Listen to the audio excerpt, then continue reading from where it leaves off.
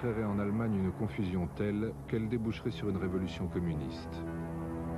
Dès 1934, il est clair pour Staline qu'Hitler est le maître de l'Allemagne, comme il est lui-même le maître de l'URSS et qu'il restera au pouvoir. Dès lors, une guerre semble inévitable. Staline n'en veut pas. Manœuvrant pour la rejeter vers l'Ouest, il cherche à s'entendre avec Hitler.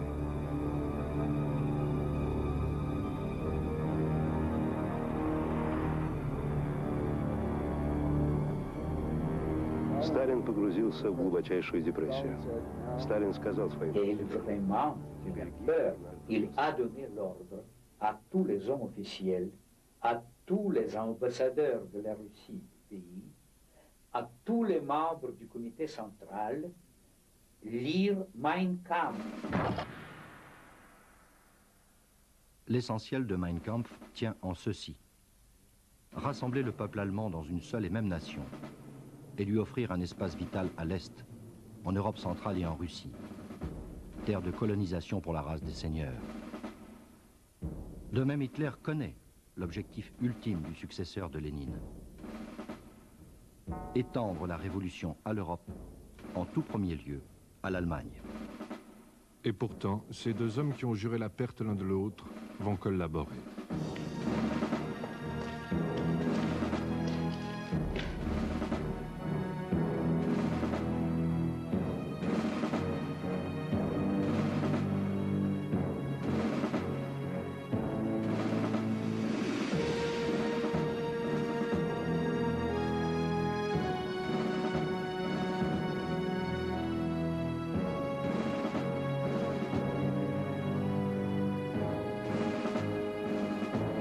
La voie de la collaboration est déblayée par une haine commune des démocraties bourgeoises et jalonnée par les ressemblances entre deux régimes de même nature.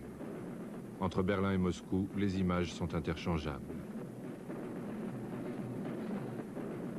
Les deux totalitarismes veulent créer un homme nouveau, un homme collectif, fondu dans la masse.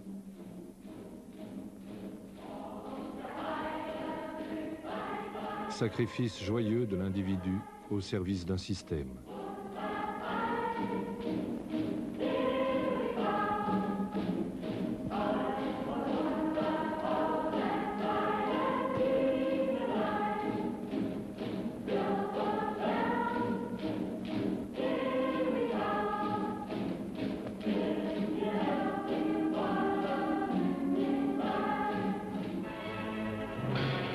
Des deux côtés, on invente la propagande, omniprésente, permanente.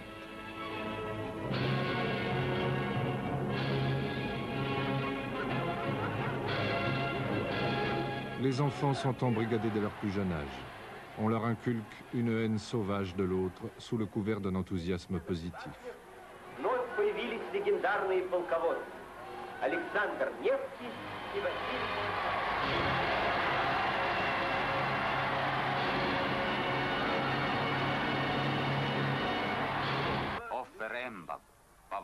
Le culte du chef prend des proportions jamais vues. Tandis qu'Hitler rassemble en sa personne tous les mythes germaniques, Staline récupère la culture d'adoration du temps des tsars. Le petit père des peuples et le Führer se font canoniser de leur vivant.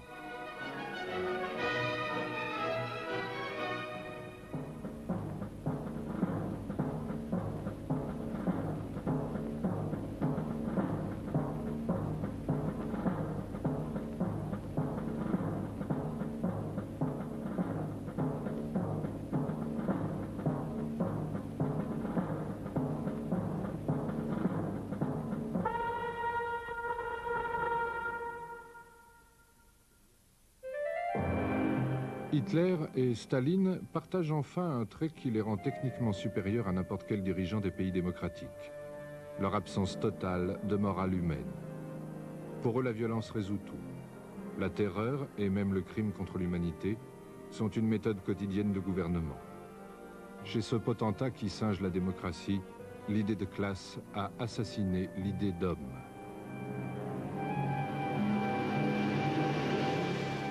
Hitler et Staline ont tous les pouvoirs et semblent faits pour s'entendre. Ils peuvent le faire par une diplomatie directe et secrète. Staline veut éviter la guerre avec Hitler. C'est lui qui est demandeur. il ne se laissera jamais décourager par le mépris d'Hitler. Car les portes des dirigeants nazis à Berlin resteront toujours entr'ouvertes à ses envoyés personnels. C'est dans des lieux de ce genre, au style si cher au régime d'alors, que les émissaires de Staline comme Karl Radek ou Kandelaki, un Géorgien, compagnon de banc d'école, entrent en contact avec des personnages de plus en plus importants de l'appareil d'État nazi. Tout le monde, surtout en Allemagne, savait bien que si Radek écrit quelque chose, Pravda, il faut lire très attentivement, il faut lire même entre les lignes, parce que c'est l'opinion de Staline. Staline a peur de la guerre. Il veut faire tout pour approcher avec Hitler, pour qu'il commence la guerre avec Angleterre et France. Et pour ça, il peut payer n'importe quel prix. Il a souligné cette expression, n'importe quel prix. Plus les contacts se nouent, plus les lieux de rencontre sont intimes, discrets. Staline a envoyé Kandelaki pour négociation avec Hitler, commencer à préparer le traité germano-soviétique. Les contacts avec tout d'abord cousin de Göring et après il rencontre Göring lui-même.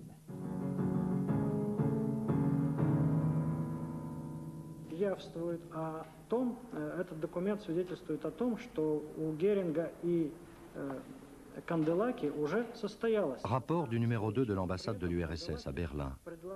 Il décrit la rencontre Kandelaki et Göring du 14 décembre 1936. Kandelaki fait part à Göring du vœu de Staline d'améliorer les relations. Il lui présente une liste d'armements que l'URSS souhaite acheter à l'Allemagne. Ce document, bien sûr, est adressé à Staline personnellement. La collaboration militaire entre l'Allemagne et l'URSS depuis le traité de Rapallo de 1922 avait été fructueuse. Hitler n'en veut plus.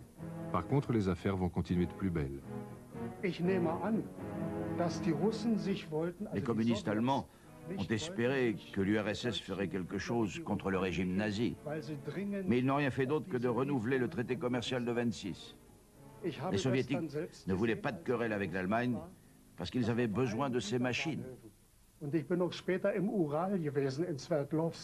Quand j'étais en Russie, j'en ai vu des usines gigantesques équipées de machines allemandes. Dans les gares de l'Oural, elles déboulaient les unes après les autres.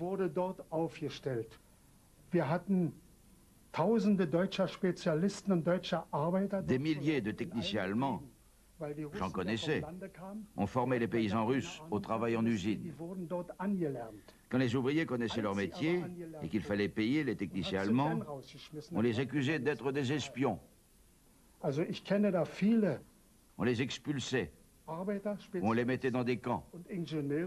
Parce que les Russes ne voulaient pas payer la note, combien d'ingénieurs et d'instructeurs allemands ont ainsi disparu.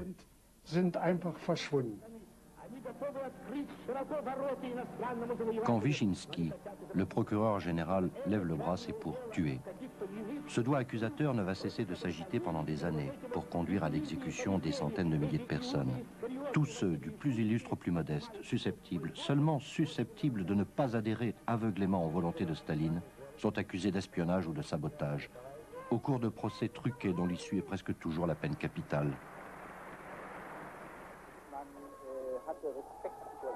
Les purges frappent l'appareil d'État et toute la hiérarchie du parti lui-même. Puis l'armée est décapitée, d'abord la tête, le général Tukhachevski. 35 000 officiers passent au peloton d'exécution. Ils sont patriotes, ils pourraient être choqués par un rapprochement avec l'Allemagne fasciste et s'y opposer. Staline veut des officiers qui ne discutent pas.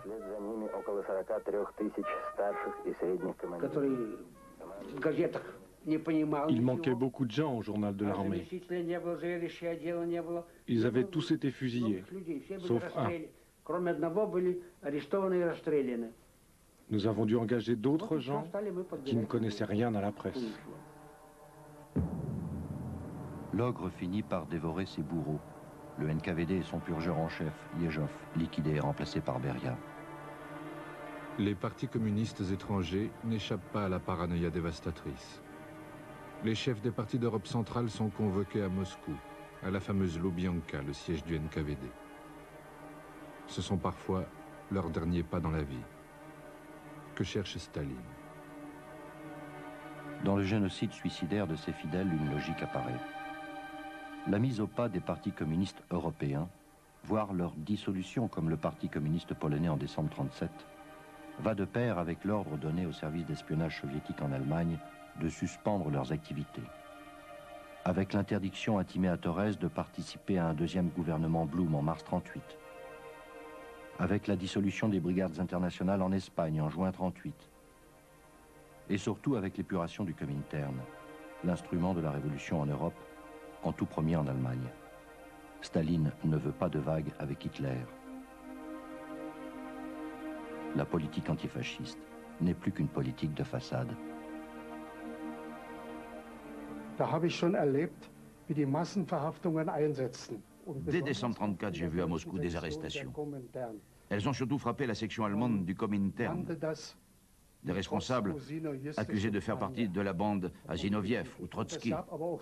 Et des chefs communistes allemands, comme Walter Ulbricht, étaient d'accord avec ça. Les soi-disant trotskistes étaient accusés d'être de la vermine fasciste. Au juge, j'ai posé la question, « Que voulez-vous de nous ?» Il m'a répondu, « Quand un arbre a des pucerons, il faut l'abattre. On ne peut pas chercher les pucerons l'un après l'autre. » Dès la fin 1936, dans les cinémas de Moscou, la propagande anti-nazie avait disparu des actualités. On ne voyait plus rien de mal sur le Reich. On remarquait qu'on ne disait et n'écrivait plus de mal sur Hitler comme avant. Les journaux antifascistes, en langue allemande, disparaissaient, comme celui du Comintern. Also, es war der 27. Dezember 1937. En décembre 1937, un gardien vient me voir en prison et me demande si j'ai une cravate. Moi, je lui ai dit, je ne suis pas assez chic pour la maison. Il m'a dit, on va prendre une photo de vous. C'était bizarre, parce qu'ils avaient déjà pris plein de photos de moi. Pour la faire, ils m'ont emmené dans une autre prison. Dann kam das sogenannte Gerichtsverfahren. Das lautete, Sie sind auf Lebenszeit wegen trotzko-faschistischer Umtriebe. Le juge me dit, vous êtes expulsé de l'URSS à cause de votre attitude fasciste. Puis il me grince, le prolétariat allemand vous réglera votre compte. Oui, oui, moi j'ai rigolé.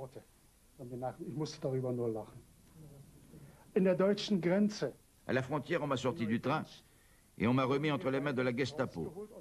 La Gestapo m'a montré un papier d'arrestation avec cette fameuse photo, avec cravate, qu'on avait prise de moi à Moscou. C'est bien une preuve de collaboration entre la Gestapo et le NKVD. Donc, en janvier 1938, j'ai été livré par les Russes à la Gestapo, 1 an et demi avant le pacte Hitler-Staline. Son cas est loin d'être isolé. Notre enquête nous a fait découvrir des listes de centaines de noms de réfugiés politiques allemands livrés à la police nazie. Autant de petits cadeaux de Staline à Hitler.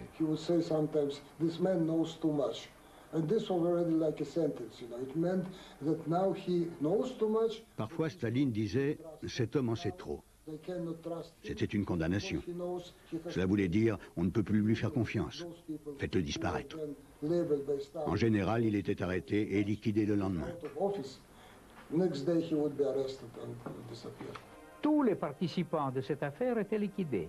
Radek, Kandelaki, il n'y avait aucun témoin vivant. Tout était tué, tout était liquidé. Et personne ne pouvait donner les preuves que Staline négociait avec Hitler.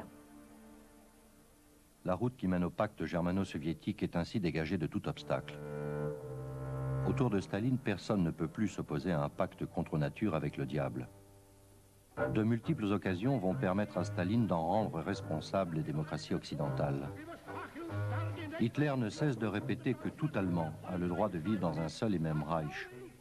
Staline constate que ni Paris ni Londres ne contestent sérieusement cette logique expansionniste. Chaque fois qu'Hitler se penche sur une carte, des barrières sautent, et à l'ouest, personne ne bronche. Anschluss de l'Autriche.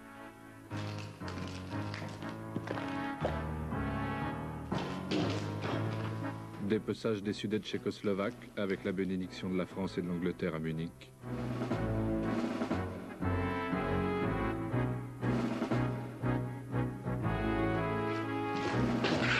Invasion de la Tchécoslovaquie. Création en Slovaquie d'un État pro-nazi inféodé à Berlin. Déjà, les regards d'Hitler se tournent vers la Pologne et se posent sur le couloir de Danzig qui coupe l'Allemagne de la Prusse orientale. Il louche en même temps sur la Roumanie, dont le pétrole lui est indispensable.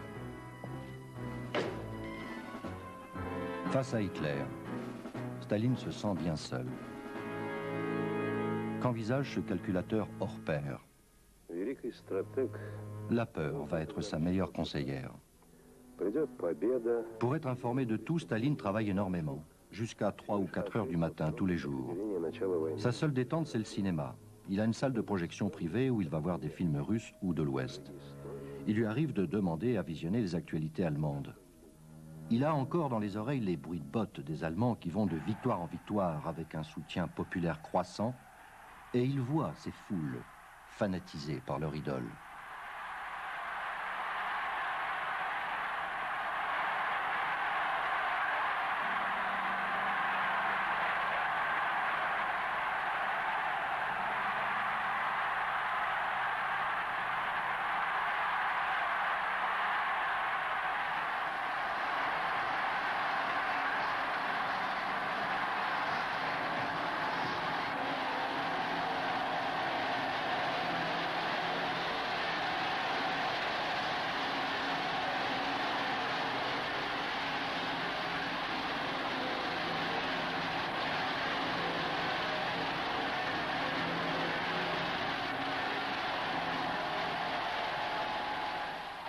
Dans sa salle de cinéma personnelle, Staline assiste aux démonstrations des chars de la Wehrmacht.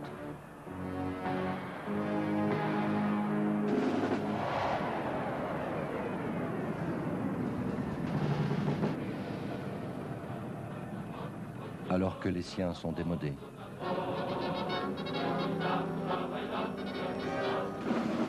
C'est une phrase de lui. Il faut savoir composer avec une force supérieure. La peur va lui conseiller de s'allier aux plus forts. Les plus forts sont-ils ces démocrates de l'Ouest qui ont capitulé devant les exigences d'Hitler à Munich? Churchill dit à propos des accords de Munich qui livrent les Sudètes à Hitler: « Nous avons accepté la honte pour éviter la guerre. Nous obtiendrons les deux. » Göring et Himmler peuvent se frotter les mains. Quelle bonne affaire. Nous ne voulons pas de Tchèques, avait ironisé Hitler devant un Reichstag hilar, avant de faire main basse sur leur pays. Ces sarcasmes ne vont cesser jusqu'à l'ultime promesse trahie. Le couloir de Danzig est ce seul couloir, après ce sera fini. Et il cite à plaisir la liste des petits pays qui, à la rescousse des grands, osent douter de sa parole. Finnland, Lettland, Litauen, Estland, Norwegen, Schweden, Dänemark, Niederlande, Belgien, Großbritannien, Irland, Frankreich, Portugal, Spanien, die Schweiz, Liechtenstein, Luxembourg, Polen. Staline avait proposé aux démocraties une alliance contre Hitler. Elles ont répondu mollement. Après l'invasion de la Tchécoslovaquie le 15 mars 1939, la France et l'Angleterre comprennent qu'Hitler veut la guerre. Elles se tournent vers Staline et viennent à Moscou. Staline négocie en même temps avec l'Allemagne. Il est en situation d'arbitre. Les Français le comprennent un peu tard. Cette note de séance entre voisins de table le constate. Staline gagne à tout coup. Pour le choix de l'associé, il prendra le plus décidé et laissera les couillons. Les Français n'étant pas les plus décidés, ils seront les dindons de la farce. Bien sûr, il comprenait que l'accord avec les pays démocratiques, ça signifie confrontation avec Hitler. Il ne voulait pas le faire, par sens stratégique, parce que la Russie n'était pas préparée pour la guerre encore.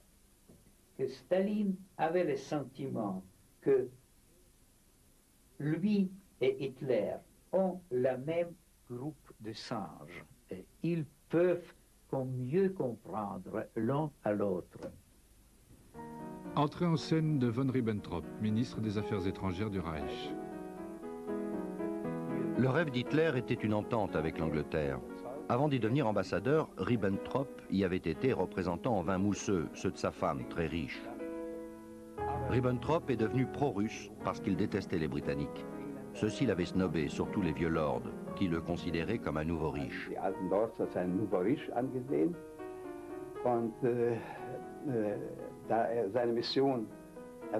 À la suite de son échec, Ribbentrop s'est retourné contre l'Angleterre. Il a déclaré dans ses conversations avec Hitler qu'aucun accord avec l'Angleterre n'était plus possible.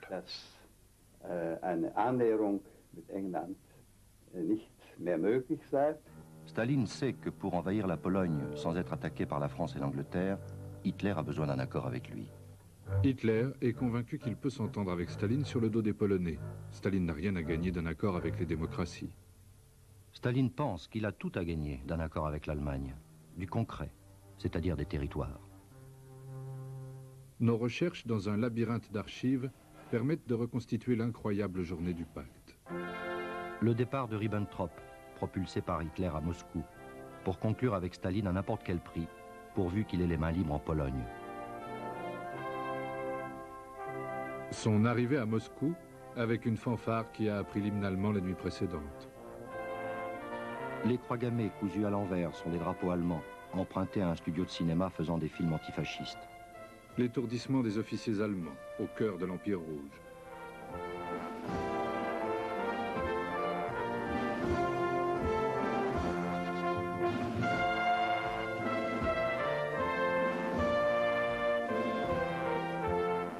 La rencontre avec Beria, où Ribbentrop découvre que la politique étrangère de Staline est pilotée par sa police d'État.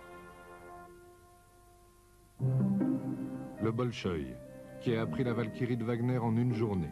La représentation n'aura pas lieu. Tout sera bouclé au Kremlin en une nuit d'intenses discussions. Molotov, stupéfait, obtient tout ce qu'il veut. La récupération des immenses territoires perdus au lendemain de la Première Guerre mondiale, sans tirer un coup de fusil.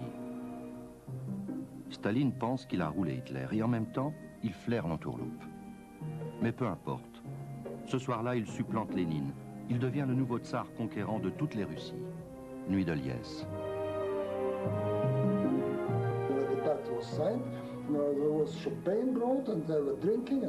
Quand le pacte a été signé, Staline a sablé le champagne et il a dit « Je sais comme le peuple allemand aime son Führer, alors je veux boire à sa santé ». Ribbentrop, lui, a dit que Staline et Molotov étaient des gens charmants et qu'il s'était senti comme en la compagnie franche et directe de vieux camarades du parti nazi. Dans son nid d'aigle, Hitler trépigne. Ribbentrop ne l'a pas encore appelé. La bonne nouvelle arrive avec Goebbels. Le pacte est signé. Hitler va accueillir Ribbentrop à l'aéroport en compagnie de Göring. Il lui confie que sans nouvelles de Moscou, quelques heures de plus, il y serait allé lui-même. Ce soir-là, il exulte, il s'exclame « Je l'ai eu, même Staline, je l'ai eu. Je tiens tout le monde dans ma poche. » Dans les journaux, on a arrêté de dire du mal de l'Allemagne fasciste. On a arrêté de la traîner dans la boue. C'est devenu interdit dans tous les journaux du pays. Interdit partout.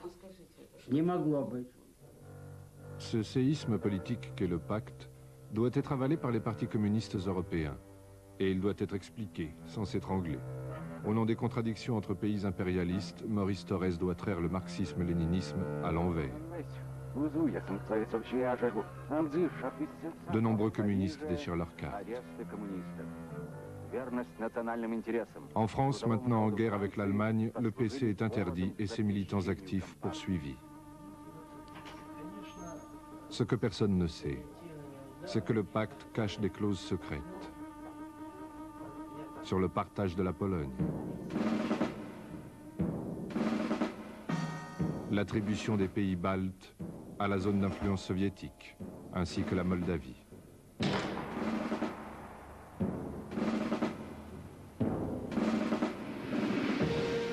pacte entre l'URSS et l'Allemagne marque le vrai début de la Seconde Guerre mondiale. Une guerre que Staline a permise, s'en estimant épargné. Il favorise l'entrée immédiate des Allemands en Pologne. Hitler exécute ici sa première campagne éclair.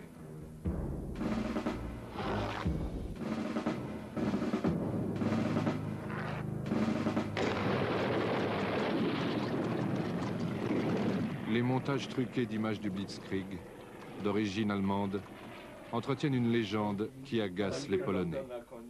Celle de la cavalerie polonaise se lançant dans un assaut désespéré contre les panzers de Guderian. Nous nous sommes défendus héroïquement, disent-ils, mais nous n'étions pas des imbéciles à ce point.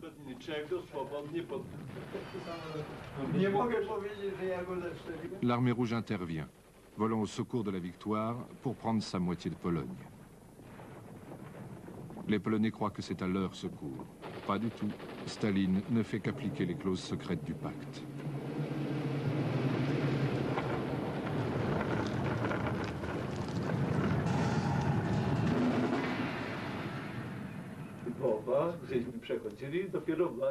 Tu te rappelles, près de Lvov, quand on a vu les Russes avec leurs tanks, leurs masses de tanks,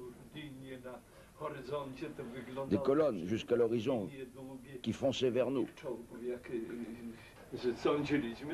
Nous avons continué sans faire attention à eux. Nous pensions qu'ils venaient à notre secours. La Wehrmacht et l'armée rouge font leur jonction à Brest-Litovsk. Guderian, avec ses chars, a effectué une percée sur la ville pourtant réservée aux soviétiques. Qu'à cela ne tienne, il la leur rendra dans les règles et avec les honneurs.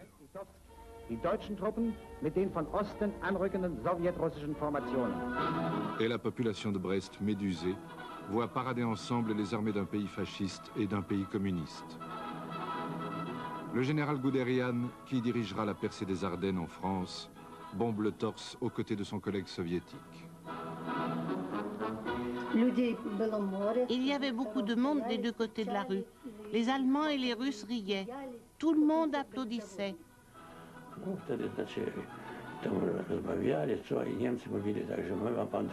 J'ai entendu l'Allemand dire aux Russes, il était du NKVD parce qu'il avait une veste en cuir. Jouant la ville en bon état, gardez-la jolie. Le Russe lui a dit merci. Les Allemands sont montés sur leurs motos. Les Soviétiques sont restés. Quelqu'un a voulu faire des photos, ils l'en ont empêché. Et ils l'ont arrêté. J'ai compris que c'était la fin de la Pologne. Dans la forteresse de Brest, là même où avait été signé l'armistice de 1918 entre l'Allemagne et l'URSS, les officiers des deux armées ont tenu à partager un banquet avant de se quitter. Quand le général russe lève son verre de vodka pour prononcer, en allemand, un toast à l'amitié entre les deux peuples, il se trompe de mots et dit « inimitié », éclat fraternel de gros rires. Satan n'était pas loin, comme la suite des événements va le montrer. Ribbentrop revient à Moscou, en vieil ami. On va peaufiner le pacte. On passe de la non-agression à l'amitié et à l'alliance officielle. Dans un deuxième protocole ultra secret, on s'échange des territoires comme au bon vieux temps des rois. L'existence de ce protocole de la honte a toujours été niée par Moscou. Voici la transcription du texte original.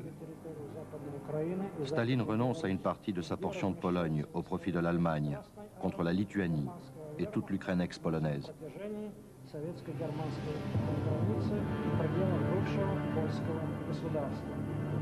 À côté de celle de Ribbentrop, griffonnée sur le premier bout de carte venue, la signature de Staline traverse les territoires récupérés comme pour mieux affirmer « Ceci, désormais, m'appartient ».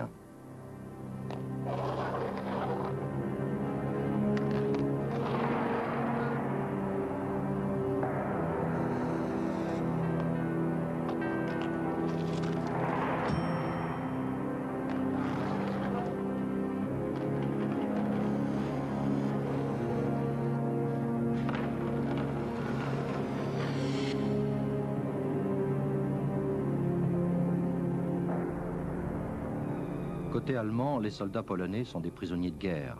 Ils sont parqués dans des camps, dont peu sortiront. Côté russe, les soldats polonais, qui ne sont pas des ennemis, auraient dû être renvoyés à la vie civile, pas du tout. Les simples soldats sont séparés des officiers et enfermés dans des camps en territoire russe. Les officiers seront massacrés. Pour mieux synchroniser leurs basses œuvres, polices allemandes et soviétiques se rencontrent en Pologne, au pied des Carpates, à Zakopane.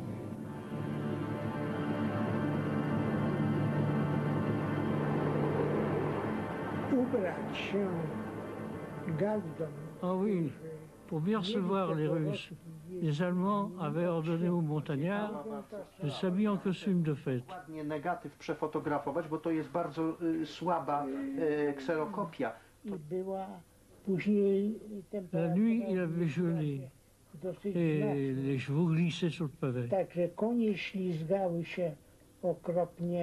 Les représentants du NKVD et de la Gestapo trinquent avant d'accéder au nid de l'idylle. Walt Disney n'aurait pas rêvé cadre plus ravissant.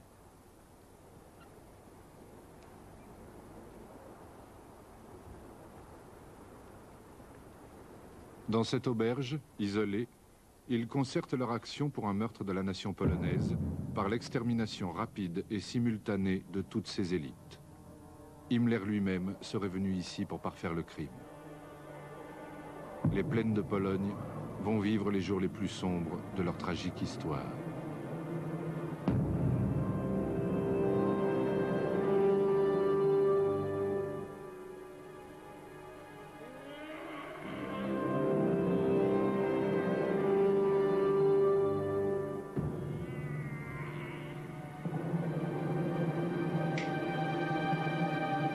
Tutaj jest trochę zdjęć interesujących. Les négatifs originaux que nos enquêteurs polonais ont retrouvés racontent l'horreur que Russes et Allemands font régner des deux côtés de leurs frontières. To jest dziecko polskie, które było w łagrze i zostało ocalone, tak było chude i później wywiezione, kiedy wojska Andersa się wycofywały, to dzieciaki. Il y a pire encore. Des instructeurs allemands montrent à leurs recrues comment exécuter proprement des hommes au bord d'une fosse.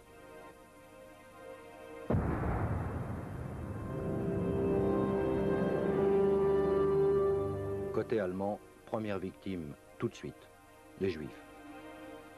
Les nazis exécutent en Pologne leur premier pas vers la solution finale. Des Juifs qui ont tenté de fuir côté russe ont été refoulés côté allemand. Les Allemands procèdent ensuite aux arrestations des Polonais jugés indésirables. À Grodno, un Allemand a été tué. Ils ont arrêté 50 ou 100 personnes et ils ont exécuté, de préférence des gens de l'intelligentsia. La plupart du temps, la victime et le bourreau ne comprennent pas ce qui leur arrive. Ils pourraient être frères jumeaux. Seulement l'un est polonais, l'autre est allemand. Et l'allemand exécute les ordres. Dotyczący polskiego Pomorza, dotyczący Polaków, którzy tam mieszkają. Un ordre d'Hitler sur la Poméranie polonaise, destiné à devenir partie intégrante de la Prusse. Każdego Polaka, który w przeszłości 1. Liquider tout Polonais qui a assumé dans le passé des fonctions sociales. 2. Liquider tout Polonais susceptible de résister. 3. Réaliser la liquidation dans les plus brefs délais.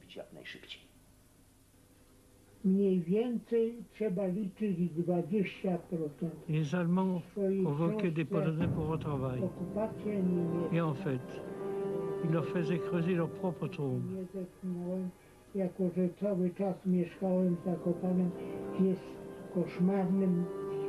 L'occupation allemande a été un cauchemar. C'était effrayant.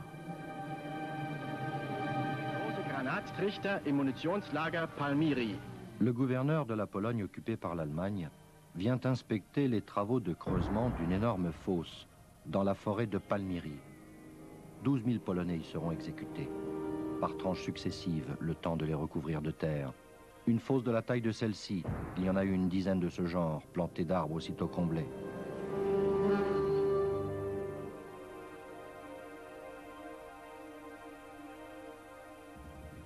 Sans compter de ci de là, trouant la forêt polonaise comme du gruyère.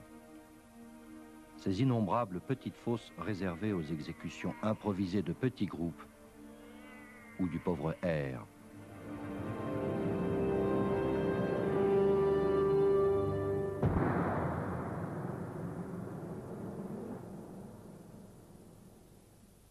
De leur côté, les Russes ont mené leur affaire rondement.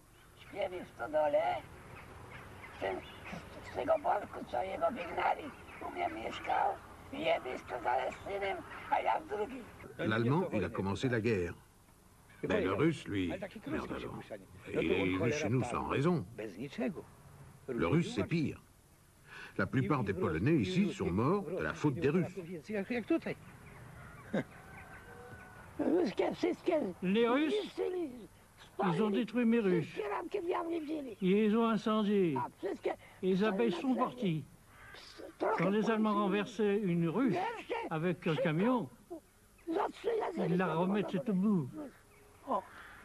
Les Allemands étaient des bandits, mais de bons gestionnaires.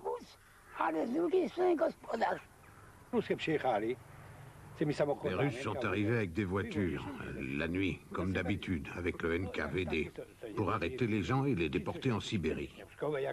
Et ils prenaient ceux qui avaient un peu de terre ou de l'instruction. Pas des crétins, non. Ils en avaient déjà assez chez eux comme ça.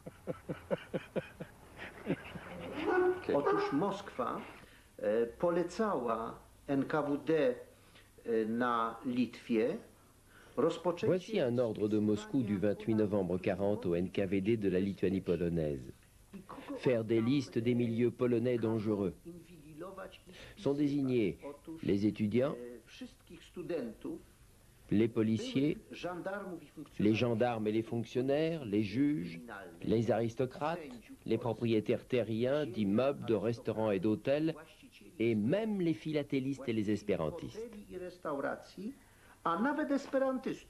Les espérantistes? Pourquoi? Parce qu'ils pratiquent une langue que le NKVD ne connaît pas. Et les philatélistes, à cause des timbres, ils ont des contacts avec le monde extérieur. Ce sont donc des espions.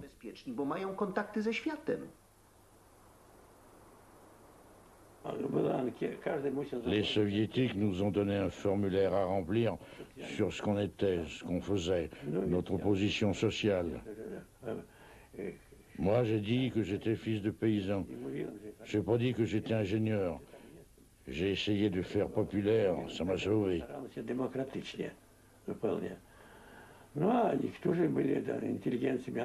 D'autres, des avocats, médecins, professeurs, ont été honnêtes. Au bout de 3-4 jours, mes amis avaient disparu.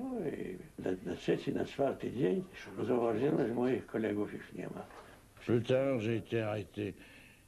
Ils m'ont envoyé à Vorkuta, en Sibérie, en charrette à bœufs avec d'autres. 20 000 d'un coup. J'avais une femme, un fils. Les salauds, ils ont brisé ma vie. Handelten Volksdeutschen gegenübergestellt.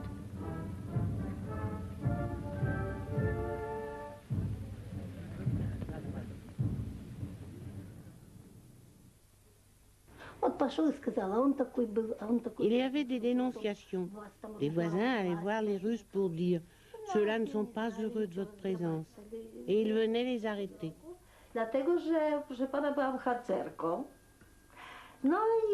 Ils m'ont arrêté parce que j'étais scout, donc susceptible de participer à la résistance.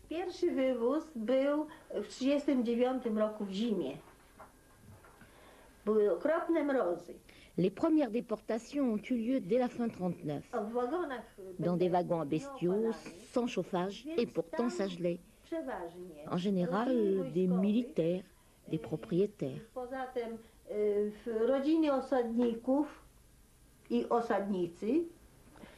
La deuxième déportation, c'était des ingénieurs, des médecins, des fonctionnaires, des professeurs. La troisième vague, c'était autour des familles des gens déjà arrêtés.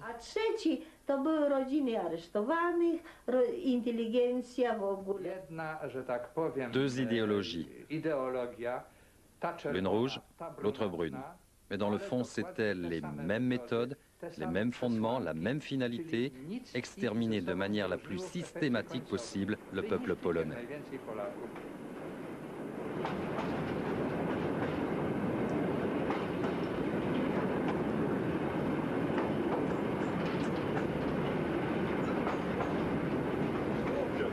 Elle est polonaise. Et pour la première fois depuis 1939, elle traverse le Boug pour revoir Brest, sa ville natale. Et la forteresse où elle a passé sa jeunesse comme secrétaire du commandant de l'hôpital militaire.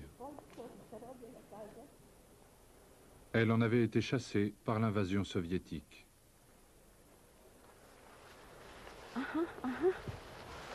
Vous vous souvenez de cela? C'est le reste des maisons où était magasin, grand magasin. Tu jak nalot był niemiecki, to tylko te szeleściały te odłamki po tych drzewach. Okupacja powiedział do lekarzy. On a dit aux médecins de s'enfuir s'ils le pouvaient. Ucieka. Mais ils sont tous restés. Wszyscy lekarze jednogłośnie. Ils ont déclaré que c'était leur devoir de rester auprès des malades. Obowiązek jest być przy chorych. Wszyscy zostali. Par cette porte là-bas, j'ai vu partir 176 officiers médecins. Je ne les ai plus jamais revus.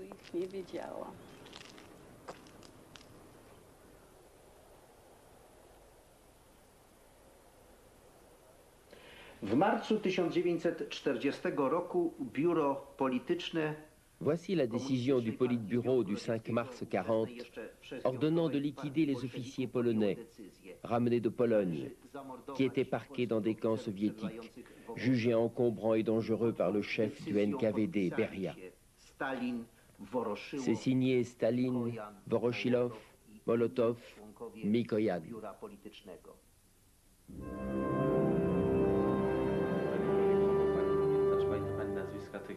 J'ai ce livre de la liste des victimes de Katyn. Vous avez des noms? Doktor major Lewitu, to francuskie nazwisko.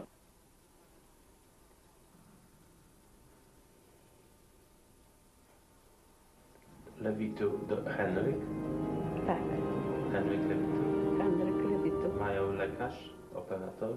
Tak, tak. Lewitu Henryk, major lekarz, operator.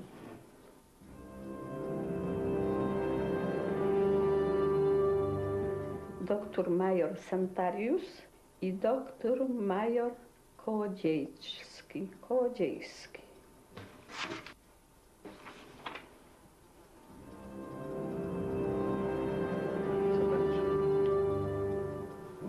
Jak się nazywa? Santariusz, major lekarz. Są. Stary lekarz. Stary wiekiem. Kołodziejski, major lekarz. Nazwiska tych trzech lekarzy, których pani Ces trois noms sont sur la liste de Katyn. Zamordowanych w Katyniu. Są. Na liście Ce zamordowanych. livre se trouvait dans l'appartement où j'habitais. Ta książka była tu, ja mieszkam. Mais je ne l'ai jamais ouvert. Tak, nie zaglądałam. Ale teraz? Le NKVD a ainsi exécuté de sang-froid 15 000 officiers polonais en quelques mois. Ultérieurement, des deux côtés, allemands et soviétiques, on s'est livré à des exhumations et à un type de chirurgie peu ragoûtante. Эксперт, доктор медицинских наук Смольянинов. Après la guerre, les soviétiques ont cherché à reporter leur culpabilité sur les nazis, cherchant à démontrer par exemple que la taille des trous dans les crânes correspond au calibre des balles allemandes.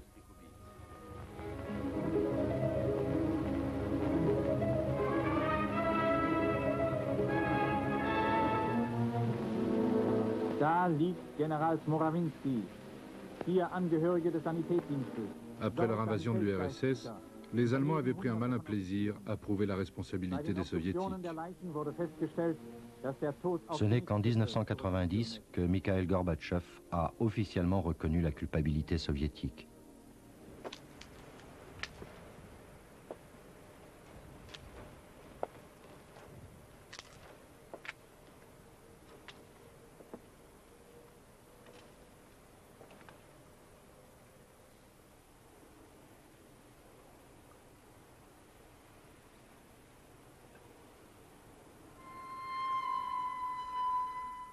Pendant qu'Allemands et Soviétiques décapitent la nation polonaise, leur ministre des Affaires étrangères se livre des assauts de courtoisie pour procéder à des ajustements de territoire. Des districts entiers sont échangés, achetés ou vendus, ou gracieusement donnés, population comprise, comme celui de Suwałki, que Staline rétrocède à l'Allemagne pour permettre à Ribbentrop d'y chasser le cerf royal. Le chef du protocole du ministre allemand des Affaires étrangères se rend sur place dès octobre 1939 et envoie ce télégramme à Molotov. Chargé de la protection des intérêts synégétiques du ministre, j'ai visité la forêt de Suwałki que M. Staline lui a volontiers cédée, reconnaissant que ce terrain de chasse pourrait servir de lieu de contact plus intime entre M. von Ribbentrop et des personnalités russes. Le ministre a été très désappointé d'apprendre qu'on y trouvait toutes sortes de gibiers intéressants, des lynx et des renards, des daims, des chevreuils, des bisons d'Europe et de magnifiques sangliers. Mais hélas, point de grand cerf royal, sauf dans l'enclos du garde-chasse. De tels cerfs habitent 2 forêts des Carpates dans une région en votre possession. Monsieur Staline pourrait-il nous en céder une? Réponse de Molotov. Nous trouverons un moyen d'exaucer le nouveau souhait du ministre. Et finalement, une forêt des Carpates lui sera louée pour un prix modique. Ces petits cadeaux, livraisons de caviar et de réfugiés politiques compris, sont bien peu de choses en regard de l'intensification des échanges commerciaux. Par ces livraisons de matières premières, l'URSS permet à l'Allemagne de se préparer à la guerre contre l'Europe. J'en ai vu passer des wagons de sucre, de cuir, de semelles qui partaient de Russie pour être envoyés là-bas. À l'époque, on ne comprenait pas. Pour satisfaire leurs partenaires allemands, les soviétiques sont extrêmement diligents dans leur livraison. Ils se privent même de produits dont ils ont cruellement besoin, comme le blé. Devant chez nous, il y avait une fabrique de pain. Eh bien, les Russes les envoyaient aux troupes allemandes qui campaient le long de la frontière. L'URSS vend à l'Allemagne des matières premières. Elle lui sert même d'agent importateur pour contourner le blocus britannique. Par exemple pour le caoutchouc de Malaisie. En échange, l'Allemagne vend à l'URSS les machines dont elle a besoin pour fabriquer des armes. Elle lui fournit des moteurs pour ses nouveaux chars.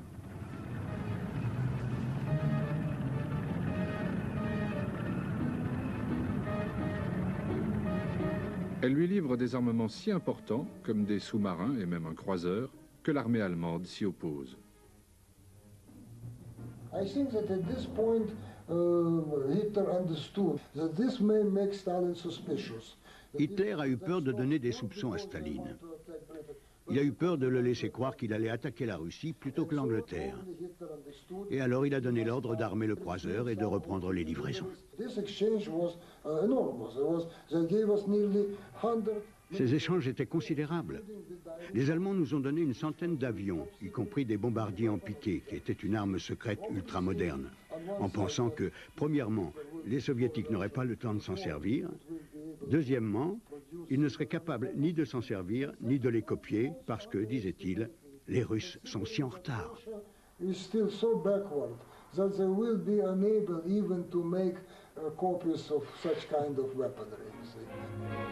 Les Soviétiques offrent aux Allemands une base navale près de Mourmansk, dans la mer Arctique. Die Deckaufbauten dieses deutschen Schlachtschiffes sind völlig vereist. Elle se révélera bien profitable lors de leur invasion de la Norvège.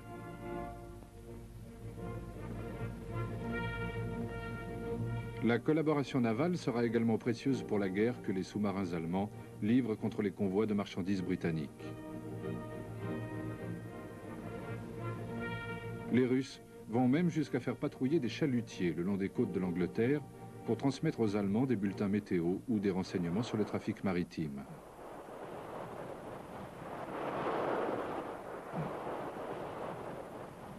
Les livraisons de pétrole constituent l'aide la plus déterminante de l'URSS à l'Allemagne, celle qui lui permettra notamment d'attaquer la France sans souci de rupture d'approvisionnement. Sur ces quais de la gare de Brest, les transbordements de convois russes à convois allemands étaient permanents, le transvasement de pétrole quasiment quotidien.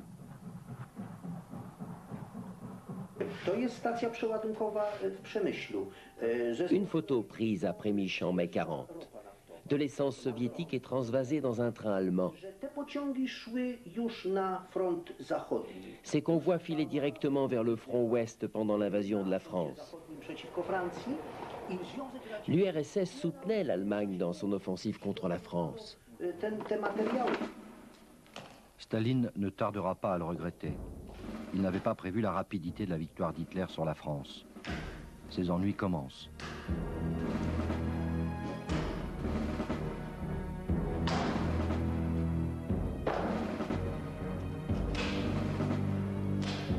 La partie d'échecs entre Hitler et Staline va devenir serrée.